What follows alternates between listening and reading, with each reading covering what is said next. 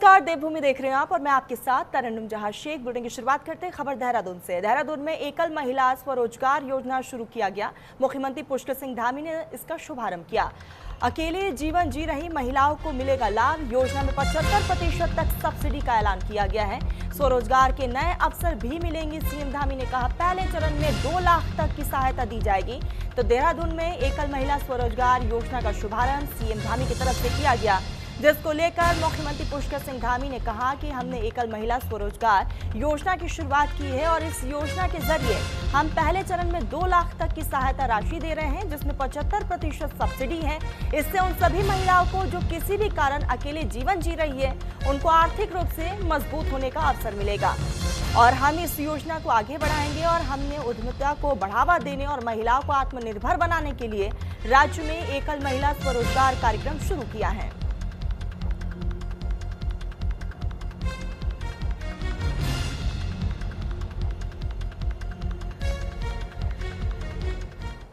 परिस्थितिवश कई बार एकल जीवन जीने के लिए मजबूर होती हैं, उन सभी के लिए आगे बढ़ने का अवसर मिले, उनके लिए एकल महिला स्वरोजगार योजना की आज हमने शुरुआत की है। और इस योजना के माध्यम से हम पहले चरण में 2 लाख रुपए तक का उनको सहायता राशि दे रहे हैं, जिसमें से 75% सब्सिडी है।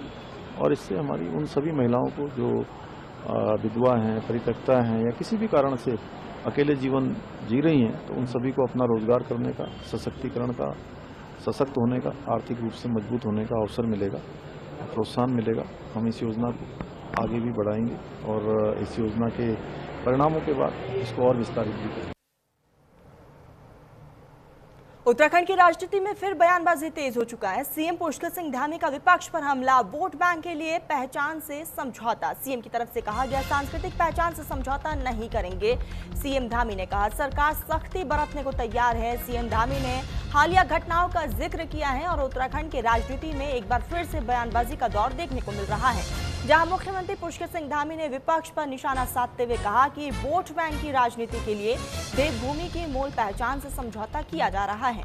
उन्होंने आगे इस बात का भी जिक्र किया है कि हाल के घटनाक्रम से ये बात जनता के सामने पूरी तरीके से स्पष्ट हो गई है कि विपक्ष किसी दिशा में काम कर रहा है और किस दिशा में आगे विपक्ष बढ़ रहा है। मुख्यमंत्री के अनुसार पहले भी मुस्लिम यूनिवर्सिटी बनाने जैसे मुद्दों पर बातें सामने आई थी और अगर विपक्ष सत्ता में आता है तो उसी दिशा में कदम आगे बढ़ाएगा। उन्होंने कहा है कि अब जनता सब कुछ समझ चुकी है और सरकार किसी भी ऐसी गतिविधि को लेकर सख्ती बरतेगी जो राज्य की सांस्कृतिक पहचान और सामाजिक संतुलन के खिलाफ हो। मुख्यमंत्री ने स्पष्ट किया है कि राज्य सरकार जनभावनाओं और कानून के अनुरूप कड़े फैसले लेने से पीछे नहीं हटेगी।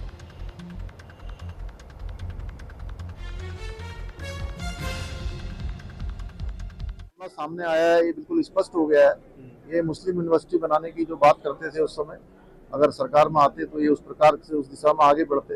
ये जनता के सामने स्पष्ट हो गया, इसलिए इसमें हम लोग कड़ाई से काम करेंगे। उत्तराखंड में 2027 विधानसभा चुनाव को लेकर सियासत तेज है। पूर्व मंत्री हरक सिंह रावत का बड़ा बयान सामने आया। टिकट उसी को मिलेगा जो जीत सकता है। टिकट तो राहुल गांधी का भी फाइनल नहीं है। हरक सिंह रावत की तरफ से यह बड़ा बयान दिया गया है और उनके इस बयान की वजह से सोशल मीडिया पर लगातार वीडियो वायरल हो रही है। तो देहरादून में विधानसभा चुनाव 2027 को लेकर कांग्रेस चुनाव प्रबंधन समिति के अध्यक्ष और पूर्व मंत्री हरक सिंह रावत ने कहा है कि आगामी विधानसभा चुनाव में टिकट उसी को मिलेगा जो जीत सकता है और ये भी कहा है कि कुछ लोग अभी से राहुल गांधी और मल्लिकार्जुन खड़गे का नाम लेकर कह रहे हैं कि हमारा टिकट फाइनल हो गया है। उन्होंने चुटकी लेते हुए कहा है कि टिकट तो राहुल गांधी का भी फाइनल नहीं है। टिकट को लेकर हरक सिंह रावत का ये बड़ा बयान जो सोशल मीडिया पर चर्चा का विषय बना हुआ है। तो वही इस पूरे मामले को लेकर बीजेपी की तरफ से भी बयान सामने आया। बीजेपी का कहना है कि ये कांग्रेस का अंदरूनी मामला है, लेकिन सब जानते हैं कि कांग्रेस में टिकट का बंटवारा कैसे होता है। आने वाला समय बताएगा कि कांग्रेस टिकट किसको और किस प्रकार देती है। नई सीट निकालने की स्थिति में नहीं है तो हम उसको टिकट नहीं देंगे, नहीं देंगे। और मैंने तो माने राहुल गांधी से भी कह दिया, जब अकेले के लिए बैठक हुई हम लोगों की 5-6 जो प्रमुख नेता थे प्रदेश के, तो मैंने माने राहुल जी से भी कह दिया, मैंने राहुल जी हम लोग आपका नाम लेके, खड़गे जी के नाम लेके हमारा टिकट फाइनल है। अरे टिकट कैसे फाइनल हो गया भाई? मैंने कहा राहुल जी टिकट तो आपका भी फाइनल नहीं है। मैंने यही कहा, कोई कर सकता ही मत राहुल जी से बोलेंगे, मैंने ऐसे कहा। करीम क्या मतलब, मैंने कहा मतलब ये है कि अगर लोग समझा देंगे, पार्टी खड़ गई थी, बड़े बुजुर्ग समझा देंगे राहुल जी आपका चुनाव लड़ना यहाँ से ठीक नहीं है, तो आप मानोगे नहीं मानोगे? हाँ मैं मानूंगा। तो मैंने कहा टिकट आपका भी फाइनल। देहरादून में कारगी कूड़ा डंपिंग यार्ड से लगातार फैल रही बदबू, प्रदूषण और बीमारियों के खतरे को लेकर महिला कांग्रेस की प्रदेश अध्यक्ष ज्योति रतोले ने कारगी के स्थानीय क्षेत्रवासियों और महिला कांग्रेस की बहनों के साथ मिलकर जिलाधिकारी और नगर निगम को ज्ञापन सौंपा है और कार्रवाई का अनुरोध भी किया है, लेकिन इन सब के बाद भी कोई ठोस कदम नहीं उठाए गए। बता दें कि जन स्वास्थ्य और स्वच्छ पर्यावरण की मांग को लेकर फिर से महिला कांग्रेस प्रदेश अध्यक्ष ज्योति रतोला के नेतृत्व में स्थानीय लोगों ने नगर निगम का घेराव किया है और महिला कांग्रेस ने कारगी डंपिंग जोन से बिन बैग में कूड़ा उठाकर नगर निगम नगर आयुक्त के ऑफिस के सामने रखकर जोरदार प्रदर्शन किया। हाथों में तख्तियां, बैनर, पोस्टर्स भी लिया और साफ तौर पर ज्योति का कहना है कि बीजेपी सरकार में आम जनता को परेशानी के अलावा कुछ नहीं मिल रहा है। कारगिल स्थित डंपिंग जोन की वजह से आसपास के रहने वाले लोगों को काफी परेशानियों का सामना करना पड़ रहा है। साथ ही इस बात का भी जिक्र हुआ कि वहां ना तो शुद्ध हवा है और ना ही रहने और कारोबार करने लायक स्थिति है। देखिए भाजपा की सरकार है, ये नगर निगम भाजपा के अंदर आता है। ये लोग बड़ी बड़ी बातें करते हैं। आप देखोगे कारगिल डंपिंग जोन के अंदर ही उन्होंने स्वच्छ देहरादून, स्वस्थ देहरादून का एक नारा लिखा हुआ है और वहीं इतना ज्यादा कूड़ा है।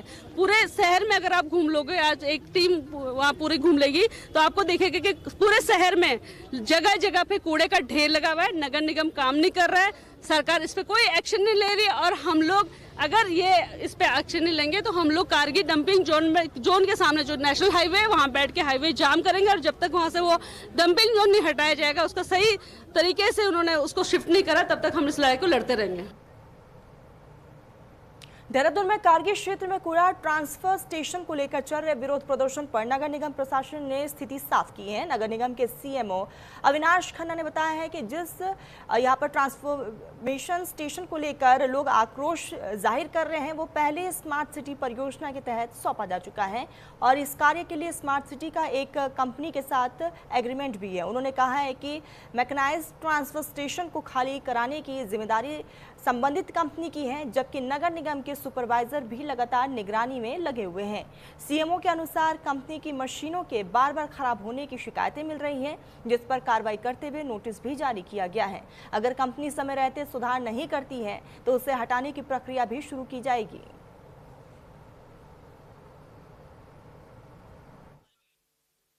हमारे संज्ञान में जो है कि जो वर्तमान में जो लोग अपना रोष प्रकट कर रहे हैं वो कारगिल ट्रांसफर स्टेशन जो है उसके लिए है, तो उसको ऑलरेडी जो है स्मार्ट सिटी के सुपुर्द किया हुआ है, जिसमें राशा कंपनी के साथ उनका एग्रीमेंट है, जिसपे जो मैकेनाइज्ड ट्रांसफर स्टेशन है उसको विधिवत खाली करना जो है उन्हीं की उसकी तरह है और हमारे भी सुपरवाइजर उसमें लगे रहते हैं। कतिपय उनकी मशीनें आए दिन जो है खराब होने की सूचना मिलती है, जिस पर उनका ऊपर जो है कार्रवाई भी की गई है, उन्हें नोटिस भी जारी किया गया है।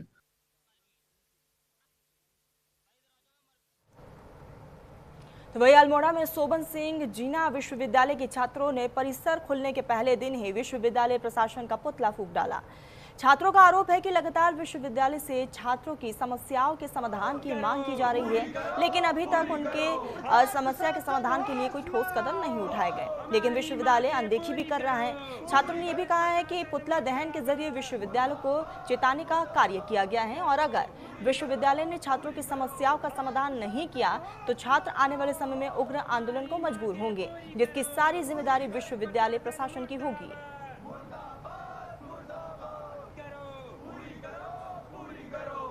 प्रशासन होश में, हमारी मांगे पूरी करो। सिर्फ हमारी नॉर्मल सी है परिसर प्रशासन और विश्वविद्यालय प्रशासन से बेसिक नीड्स, हम सिर्फ बेसिक नीड्स के लिए आज तक इतना टाइम हो गया विश्वविद्यालय बने हुए, हम अभी बेसिक नीड्स के लिए लड़ रहे हैं। सरकार पैसा देती है, पैसा जाता कहाँ है? निर्माण कार्य में आप पैसा लगा रहे हो, हम ये नहीं कह रहे कि आप कुछ काम नहीं कर रहे हो, लेकिन बेसिक नीड्स जो आज भी स्टूडेंट्स की है, किताबें करोड़ों की आ चुकी है कॉलेज में, आउट ऑफ सिलेबस सारी किताबें हैं, उसमें हम जांच चाहते हैं सारी किताबें जो हैं वो सही कराई जाए। बीबीए फर्स्ट सेमेस्टर का जो पेपर था वो पेपर खराब आया था, जिस टीचर के एक वजह से वो खराब पेपर आया था, उस टीचर के खिलाफ हम कार्रवाई की मांग करते हैं फिर उसके बाद बच्चा अगर दोबारा आप पेपर कहते हो कि पेपर देगा बच्चा, तो दोबारा पेपर देगा, बिल्कुल पेपर देगा बच्चा दोबारा। लेकिन पहले उस टीचर के खिलाफ कार्रवाई होगी, इसने गलत पेपर बनाया था। और हमारी मांग पानी को लेके और वॉशरूम्स को लेके, कॉलेज के बेसिक नीड है, अभी बच्चों को बेसिक नीड के लिए लड़ाई लड़नी पड़ती है। जितने भी हमारे द्वारा ज्ञापन दिए गए हैं, पहले तो उनका सबसे पहले जितने हमने ज्ञापन दिए हैं उनका आज तक कोई भी कहीं से कहीं तक जवाब नहीं आया है।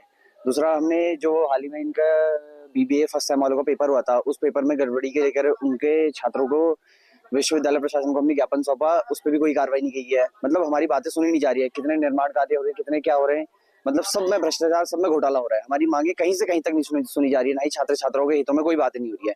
हमने उस सिलसिले को, उस मुद्दे को मद्देनजर रखते हुए आज हमने विश्वविद्यालय प्रशासन का पुतला फूका है।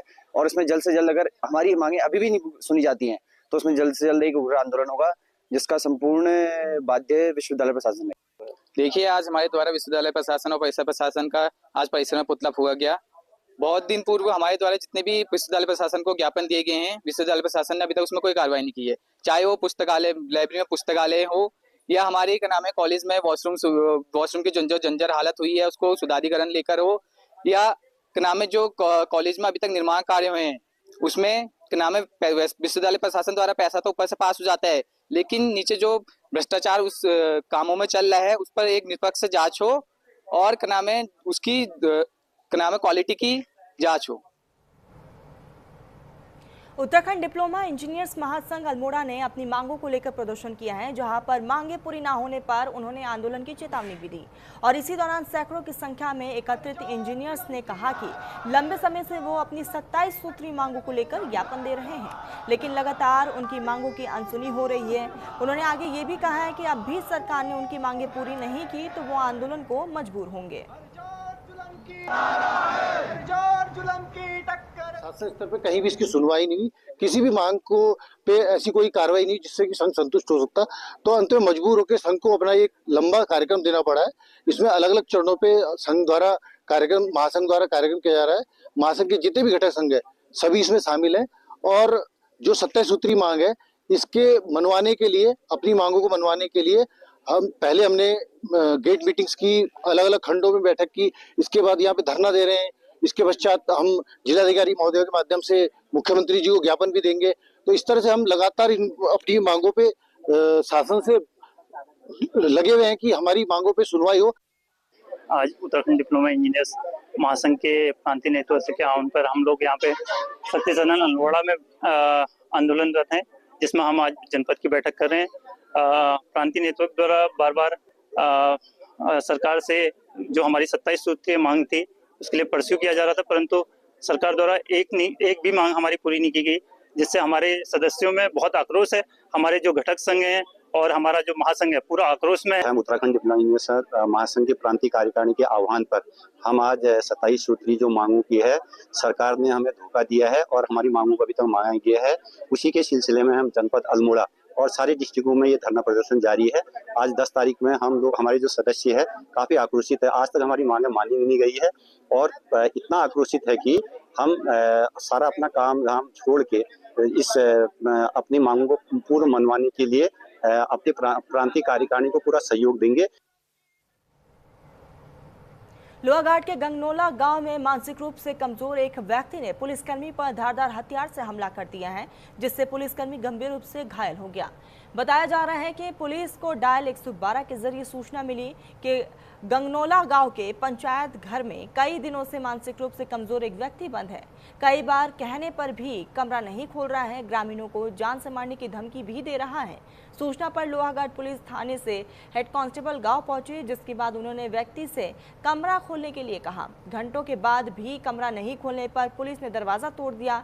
हेड कांस्टेबल जैसे ही अंदर आए तो उस व्यक्ति ने उन पर धारदार हथियार से हमला कर दिया। हमले में सुनील के हाथ की उंगली कट गई। काफी मशक्कत के बाद दूसरे पुलिसकर्मियों ने व्यक्ति पर काबू पाया और हेड कांस्टेबल को इलाज के लिए तुरंत प्रभाव से निजी अस्पताल में भर्ती करवाया गया, जहां डॉक्टरों ने पुलिसकर्मी के हाथ में टाके लगाए। 112 की सूचना पर गए थे गंगनौला में। वहाँ पर एक थोड़ा मानसिक रूप से विक्षिप्त व्यक्ति था, उसने अपने आप को जो ग्राम पंचायत भवन था उसमें कैद कर लिया था। काफ़ी दिनों से बाहर निकला नहीं था। 112 की कॉल में गए थे तो दरवाजा तोड़ के उसे निकालने की कोशिश की हमने, लेकिन वो दरवाजे बाहर निकला नहीं, फिर उसने बड़ियाट था उसके हाथ में, तो उसको काबू करने में अंदर घुसा मैं, जिससे मेरे हाथ में लगी थोड़ी सी, 2-3 टाँके आए, बाकी वो भी सुरक्षित है, हम भी सुरक्षित हैं। कब्जे में करके अब उसे असाइलम के लिए, बरेली पागल खाने के लिए भेजा गया, उसके परिवार के लोग भी भेजेंगे। बागेश्वर के कपकोट में आयोजित राष्ट्रीय पैराग्लाइडिंग प्रतियोगिता का रोमांचक और सफल समापन हो चुका है। प्रतियोगिता के आखिरी दिन बागेश्वर के जिलाधिकारी आकांक्षा कोंडे ने खुद जालेख की पहाड़ियों से पैराग्लाइडिंग कर उड़ान भरी है और सुरक्षित रूप से केदारेश्वर मैदान में लैंडिंग भी की है। जिलाधिकारी के इस साहसिक कदम और आत्मविश्वास की हर तरफ सराहना की जा रही है। तो वही राष्ट्रीय पैराग्लाइडिंग प्रतियोगिता 2026 के विजेता घोषित किए गए। हालांकि कपकोट में आयोजित ये प्रतियोगिता कुछ समय के लिए विवाद और बहस के कारण भी सुर्खियों में रहा है। पैराग्लाइडिंग पायलटों के साथ हुए विवाद को लेकर मीडिया के सवालों पर पर्यटन अधिकारी बागेश्वर पीके गौतम ने स्पष्ट किया है कि कुछ लोगों की तरफ से प्रतियोगिता के आयोजन को बदनाम करने का प्रयास किया गया, लेकिन इसके बावजूद प्रतियोगिता पूरी तरह से सफल रूप से संपन्न हुई। देखिए, अनुभव बहुत ही अच्छा रहा और जो हमारा नेशनल पैराग्लाइडिंग एक्यूरेसी चैंपियनशिप है वो आज 9 तारीख को आज इसका समापन समारोह है, जिसमें हमारे सभी माननीय जनप्रतिनिधि भी हैं और जो जिला प्रशासन है, पर्यटन विभाग है, सभी का सहयोग रहा और बहुत अच्छी व्यवस्थाएं भी की गई और पूरी सेफ तरीके से। और हमारे जो भी पायलट्स पूरे देश से आए थे, देश के हर एक कोने से आए थे, केरला है, हिमाचल है, मेघालय है, सिक्किम है, सभी की उनका भी अनुभव बहुत अच्छा रहा। उनके द्वारा हम लोग फीडबैक भी ले रहे हैं और इसको बेहतर बनाने के लिए और भी प्रयास किए। ये मेरा यहाँ पे जब पहले भी कॉम्पिटिशन हुआ था तो पहले भी मेरा 33 स्थान यहाँ पे रहा था और इस बार का प्रथम स्थान रहा है। मैं यही कहना चाहूंगा कि इस तरीके का खेल हमारे राज्य में होता रहना चाहिए ताकि बच्चे को कुछ सीखने को मिले, आने वाली पीढ़ी को। ये कहना चाहेंगे। अब कैसा लगा यहाँ आपको? यहाँ आके अच्छा लगा। हम पिछले साल भी आए थे तो काफी अच्छा रहा, इस बार भी काफी अच्छा धनराशि प्राप्त हुई है जिसमें सारी व्यवस्थाएं पायलटों को रहना है, खाना है, ट्रांसपोर्ट है, टेंट है, मंच है, ये सारी व्यवस्थाएं उसमें की जा रही हैं। अब ये तो बाद में पता चलेगा कि कितना उसमें निश्चित बजट आएगा। तो बाकी व्यवस्था ठीक थी सर? क्या थी व्यवस्था से? मैंने बहुत सारे पायलटों से बात हुई है और प्रत्येक से बात हो रही है। पायलट बिल्कुल संतुष्ट है। कुछ 1-2 पायलट जो उत्पाती थे उनके द्वारा जो भ्रामक सूचनाएं व्यक्त की गई, दी गई, उसमें वो जो बात आप कह रहे हैं वो बात रही है। तो बाकी पूरा आयोजन बड़ा सफल और सुरक्षित और सेफ तरीके से आयोजित हुआ है। यह कार्यक्रम हम सब के लिए, जनपद बागेश्वर के लिए और विशेष रूप से कपकोट के लिए बहुत ही सौभाग्य का विषय है। मैं इस सफलतम कार्यक्रम के लिए माननीय मुख्यमंत्री जी को, माननीय पर्यटन मंत्री जी को और क्षेत्रीय विधायक को बहुत धन्यवाद देता हूं कि इस प्रकार के कार्यक्रम करने से हमारे युवाओं में और उत्साह का संचार बढ़ता है और हमारे यहाँ और भी खेल, इस साहसिक खेल के अलावा पर्यटन में भी अपार संभावनाएं हैं। हरिद्वार के ज्वालापुर के सराय क्षेत्र से एक मामला सामने आया है, जहां पर कुछ ग्रामीण 52 दिनों से धरने पर बैठे हैं, लेकिन पिछले 48 घंटे से अन्न जल त्याग कर अनशन पर ही बैठ गए। ग्रामीणों की मांग है कि सराय से होकर गुजरने वाले हाईवे से गांव तक पहुंचने के लिए अंडरपास की सुविधा दी जाए, लेकिन प्रशासन की तरफ से उनकी मांग न मानने पर ग्रामीणों ने भूख हड़ताल भी शुरू कर दी है। तो वही ग्रामीणों के अनशन का संज्ञान लेते हुए जिलाधिकारी मयूर दीक्षित ने बताया कि पहले भी ग्रामीणों ने अंडरपास को लेकर बात की जा चुकी है और फिर से प्रशासन और NHAI की टीम ग्रामीणों के संपर्क में है।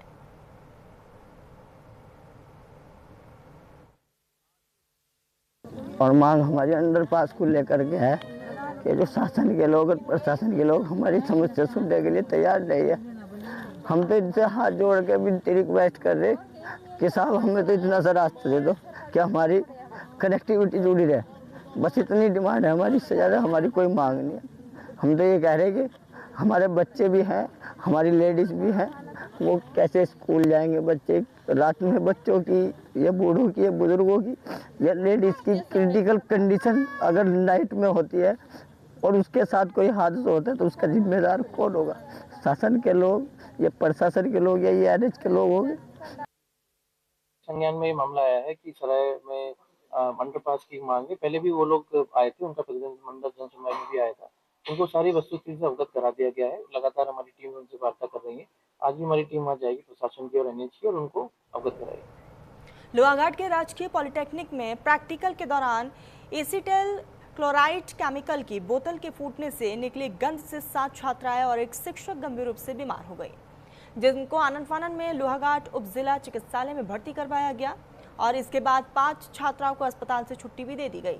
बताया कि घर भेज दी गई एक छात्रा की अचानक से तबीयत बिगड़ने पर परिजन उसको वापस जिला अस्पताल लेकर पहुंचे, तो वही पालिका अध्यक्ष लोहाघाट की तरफ से सभी बीमारों का हालचाल जाना किया और डॉक्टरों से बेहतर इलाज देने को भी कहा गया। तो वही अस्पताल में भर्ती छात्राएं कई बार बेहोश हो गई हैं, जिसके बाद मामले में अभिभावकों ने पॉलिटेक्निक प्रबंधन पर लापरवाही के आरोप लगाए हैं। अभिभावकों ने कहा है कि हालांकि एक हादसा है, लेकिन कहा कि अगर छात्रों ने मास्क और एप्रन और सुरक्षा उपकरणों का इस्तेमाल किया होता तो शायद घटना इतनी गंभीर नहीं होती। उन्होंने पॉलिटेक्निक प्रबंधन से भविष्य में प्रैक्टिकल के दौरान सुरक्षा उपकरणों के इस्तेमाल की भी मांग की है, ताकि इस प्रकार की घटना भविष्य में ना हो।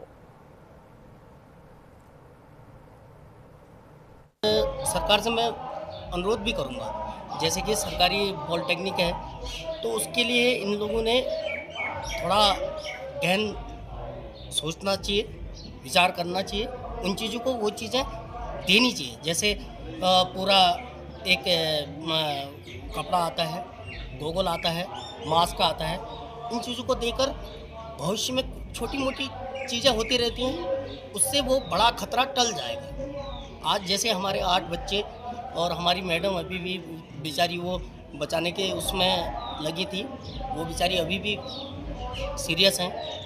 तो मैं कहना चाहूँगा कि इन लोगों को वो चीज़ें सुविधाएं देनी चाहिए। केमिकल एसिटाइल क्लोराइड होता है और ये केमिकल दुनिया में 7 पॉइजन में से एक होता है, जो कि बहुत विशेष गंभीर स्थिति भी उत्पन्न कर सकता है। बहुत अच्छा कार्य किया जो लोहाघाट के गुरुजी लोग और जो भी आसपास के लोग थे, उन्होंने जल्दी से जल्दी अस्पताल लेके आए, विदिन 15 मिनट में लेके आए। अन्यथा यदि 30 या 40 मिनट से ज़्यादा की देरी होती है तो इसमें से निकलने वाली गैस पानी के साथ रिएक्शन करने के बाद HCl में कन्वर्ट हो जाती है, जिससे कि वो ऑर्गन को गलाना स्टार्ट कर देती है। तो मैं विशेष धन्यवाद भी देना चाहूँगा कि जो भी पॉलिटेक्निक स्कूल के पास के जितने भी लोग थे, सभी ने बहुत हेल्प की और सभी को समय से यहाँ पे लेके आए, ताकि हमने प्रॉपर ट्रीटमेंट स्टार्ट किया और जो भयावह स्थिति उत्पन्न हो सकती थी उससे हम लोग बच सके और सभी लोग स्वस्थ हैं। अभी हमने थोड़ा ऑक्सीजन की वजह से उनको मॉनिटरिंग करते हुए अपने अस्पताल में रखा है। जैसे ही वो पूर्ण रूप से स्वस्थ हो जाते हैं हम उन्हें घर भेज देंगे। चंपावत जिला के लोहाघाट उप जिला अस्पताल में विशेषज्ञ डॉक्टरों की तैनाती के बाद मरीजों की भीड़ लगातार बढ़ती नजर आ रही है, पर अस्पताल में जगह की कमी के चलते मरीजों के इलाज में कई प्रकार का सामान इस्तेमाल या पर अस्पताल प्रबंधन को करना पड़ रहा है। लोहाघाट उप जिला अस्पताल में ऑपरेशन थिएटर की कमी को देखते हुए जिला अधिकारी चंपावत मनीष कुमार के अस्पताल दौरे के दौरान चिकित्सा अधीक्षक डॉक्टर विराज राठी की तरफ से अस्पताल में ऑपरेशन थिएटर निर्माण की मांग की गई थी। डॉक्टर विराज राठी ने बताया है कि जिला अधिकारी मामले का गंभीरता से संज्ञान ले लिया है और अस्पताल में ऑपरेशन थिएटर निर्माण को हरी झंडी दिखा दी है, जिसका कार्य शुरू भी हो चुका है।